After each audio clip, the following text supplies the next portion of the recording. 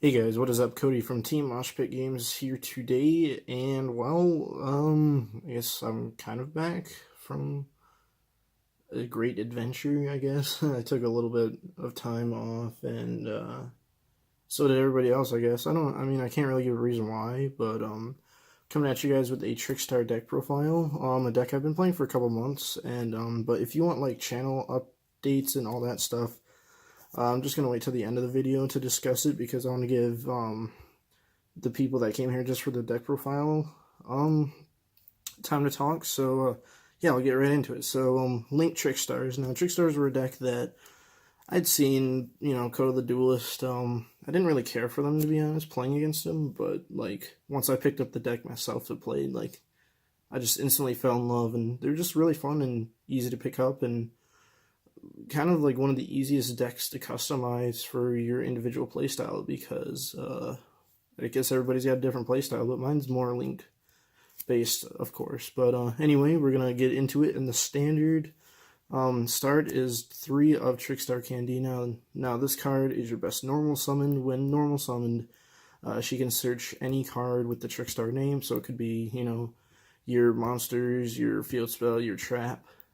She's your main searcher for your trap. And she also inflicts an additional 200 life points to your opponent every time they activate a spell or trap. Excuse me. But that effect's not really relevant. Her main effect is the search because she's not really on field for that long because you want to get her out of your hand for the other ones. But yeah, that's her other effect. So now on to the next one, which is another standard of 3 of Trickstar, Lycoris. Now, Lycoris has a quick effect. She can target one Trickstar monster you control, return to the hand, and if you do, special summon her from your hand. Now, like I said, that's a quick effect to be activated during either player's turn. She's really cool because revealing is cost, so if you only control like one Trickstar monster, and you have 2 of her in your hand, you can actually target them at the same time by revealing and return the 1 back and special summon 2. So that's really cool. And then she inflicts 200 life points to your opponent every time they would add a card to their hand. So from their graveyard, from their deck, for drawing for turn even, off Reincarnation's effect, anytime it's 200. And remember, they're 200 per copy. So if you had, all 3 of them out, they would be taking 600. And which that's really cool. Plus the field spell adds extra. And then the last Trickstar monster is 1 Lilybell. She's very good because when she's added to your hand except by drawing, once per turn she can special summon herself onto the field. And then she can also swing at your opponent directly. And if she does direct damage, she gets to add a Trickstar from graveyard back to your hand.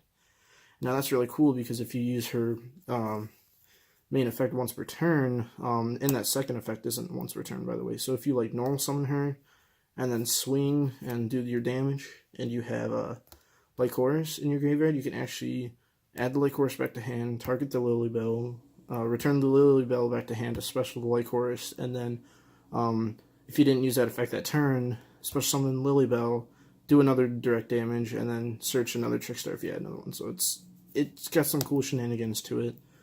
But you only run 1 because she's kind of a brick if you draw into her. But yeah, that's basically all you need for the Trickstar. And it's honestly more of like a small engine because you run these and then just things to search them out. So the rest of the deck is up to you. Now, during playtesting, I had found out the Trickstars.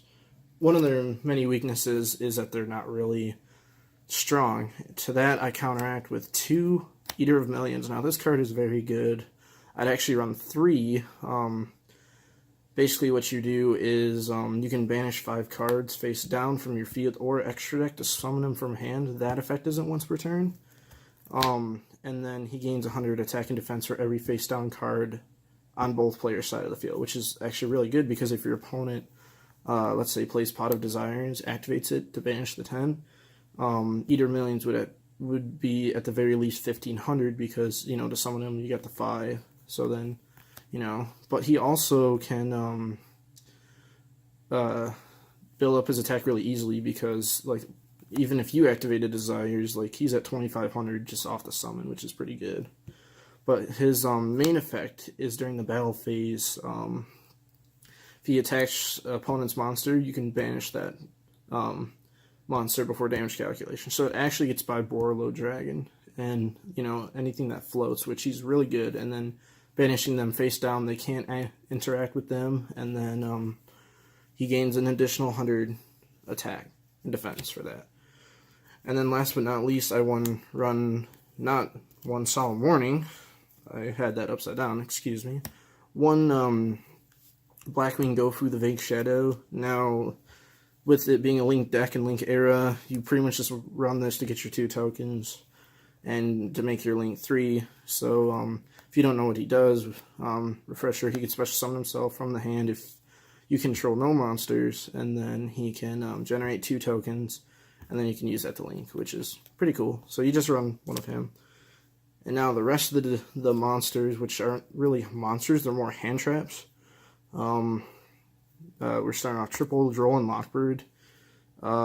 This is self-explanatory because if you have the reincarnation, if you have 2 reincarnations and this in your hand, you can lock your opponent out from their hand. You can banish their entire hand and they can't draw them, which is ridiculous. Plus, this is the best hand trap for the mirror.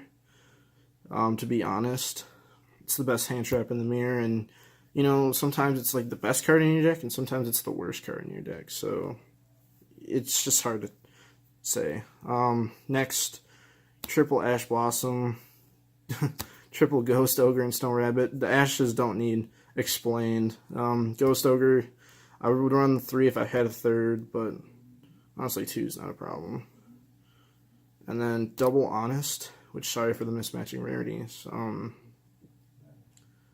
Honest is for your Trickstar's attacks because they're low, and if your opponent just swings into it, I mean, I guess it's more of a hand trap, but this card can be a brick sometimes, so in the future I might cut it out. And then last but not least, 1 Max C, because it's Max C. So those are all the monsters. They're basically just a small Trickstar deck core and then hand traps, which that's what I focus this deck to be on, is more hand traps and links. Now for the spells, very standard triple Trickstar Light Stage and triple Terraforming. Light Stage searches out any Trickstar monster, not once per turn. So if you have multiples of these in the hand, it's never a bad thing. And then also, it can target a face-down card your opponent controls. They can only activate it then or at the end of the turn, and if they can't, it's destroyed. So that's really good to lock down, like Solemns and back row cards and things. Force things out, which back row is never really good. And then, you know, you want to triple your Terraforming because it's never a brick to have, and you always want to see the field spell first. And then next, we probably run one of the most broken cards in the game right now, triple Scapegoat. Scapegoat by itself can generate 4 tokens, which could be a Link 4, and it's very powerful because you don't really special summon too much on your opponent's turn.